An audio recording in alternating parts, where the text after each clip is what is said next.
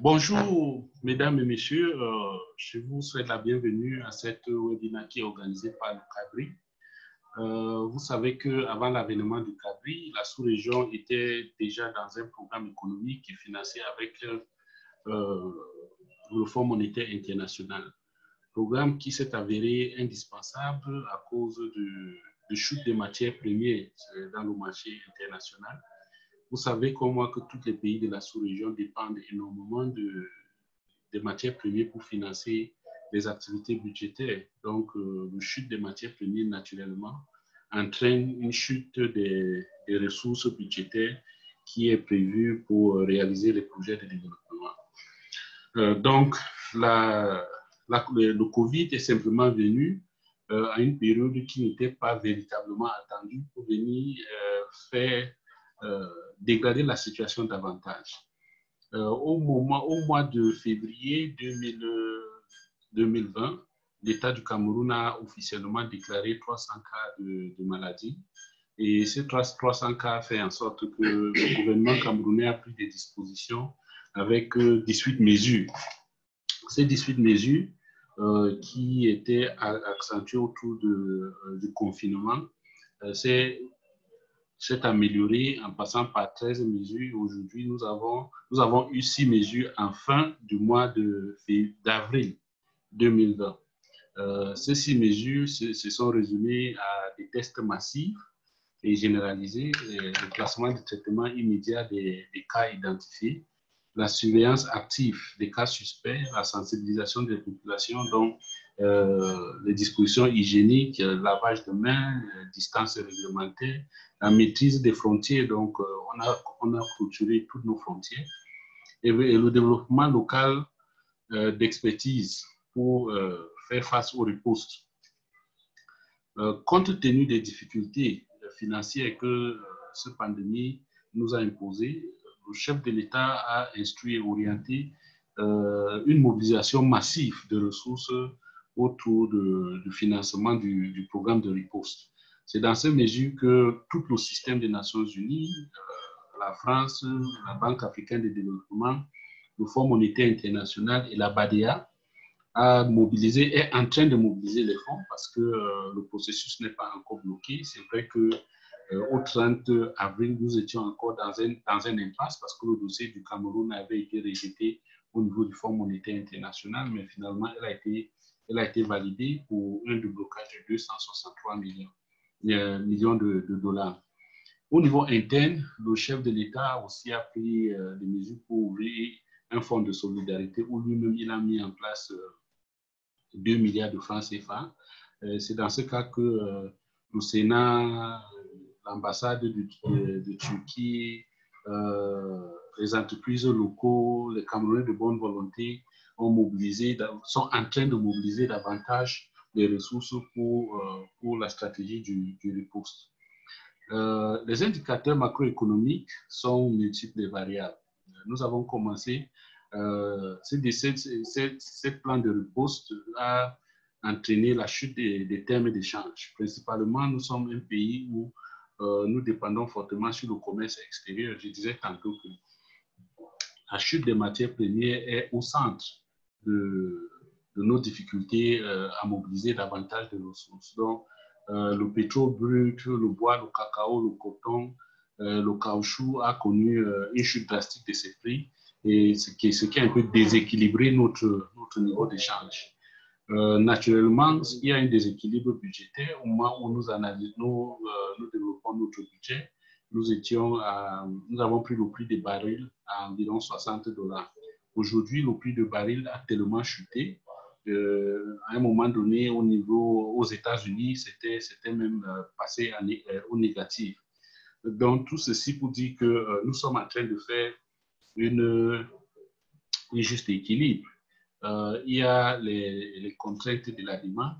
Le confinement fait en sorte que les activités économiques tournent un peu au ralenti, dont la demande même a fortement baissé parce que le pouvoir d'achat a effectivement réduit. Il y a la contrainte de l'offre aussi qui a connu un coût parce que les mesures de confinement sont en train d'accroître les coûts de transaction et les conditions financières, ce qui a pour conséquence la perturbation des activités des entreprises. Donc, les entreprises n'arrivent même plus à répondre à l'offre de la population, même comme on peut aussi constater que le pouvoir d'achat a fortement baissé. Donc, toutes ces contraintes du corona, ou bien l'impact du corona, on peut la catégoriser de deux niveaux. Il y a les contraintes qui peuvent se qualifier d'exogènes et il y a des contraintes qui peuvent être qualifiées d'endogènes. Les échanges extérieurs, en ce qui concerne les contraintes exogènes, fait en sorte que c'est très difficile de pouvoir répondre au pouvoir. Le pouvoir d'achat n'y est plus. Au niveau macroéconomique, on n'arrive plus à équilibrer le budget à cause de tous ces déséquilibres macroéconomiques exogènes. Donc, le choc est tellement fort. Au niveau endogène, la maladie, aujourd'hui, elle est présente au Cameroun, ce qui a contraint le gouvernement à prendre les différentes mesures dont on a cité tantôt. Et c'est naturellement très difficile pour que, dans ces conditions, l'économie fonctionne à pleine capacité. Donc, avant le Covid, nous avons déjà, bien que les recettes pétrolières ressortaient déjà une hausse de 34 milliards par rapport à la prévision initiale. Aujourd'hui, nous savons qu'il y aura une baisse des recettes pétrolières, il y aura une baisse des recettes non pétrolières, il y aura même une baisse des recettes fiscales, puisque les mesures sont allées au-delà même pour relever l'économie, parce que progressivement, les frontières sont en train d'être ouvertes. Le gouvernement est en train de prendre les mesures qui s'imposent, que les entreprises continuent à fonctionner.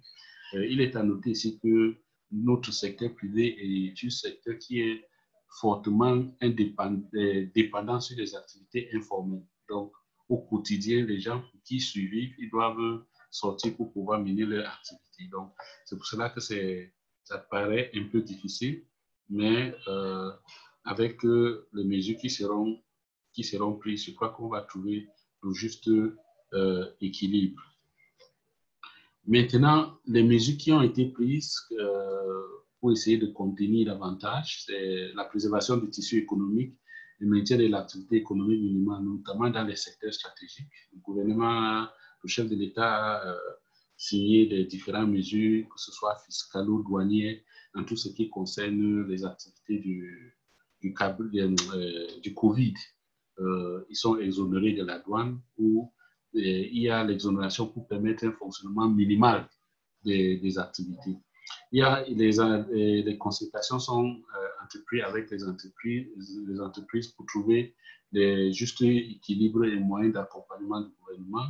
Les ménages sont soutenus avec les différentes réglementations qui sont mises en place, notamment en ce qui concerne les salaires et les bénéfices familiales. Le chef d'État a pris des dispositions dans ce sens-là. On a engagé des mesures budgétaires exceptionnelles pour faire face aux pandémies. Donc, il y a des dispositions accélérées de dépenses budgétaires qui sont mises en place et des ajustements pour faire en sorte que le ministère de la Santé a tout ce qu'il faut.